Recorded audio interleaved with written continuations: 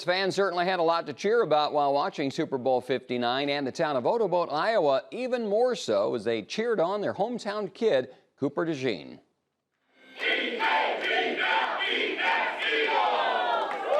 That was the party's atmosphere before the game started, and this is the town's reaction to Cooper DeJean's interception return for a touchdown that put the Eagles on top 17-0 about halfway through the second quarter.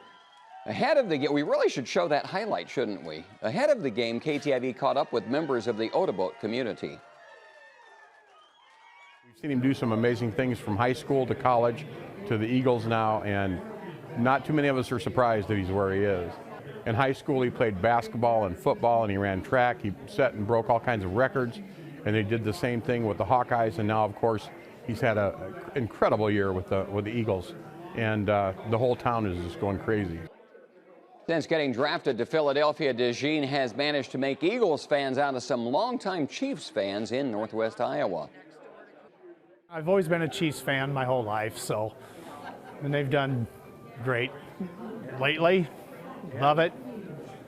But with Cooper from around here, it's a game where I'm not going to get upset who loses this game or wins it.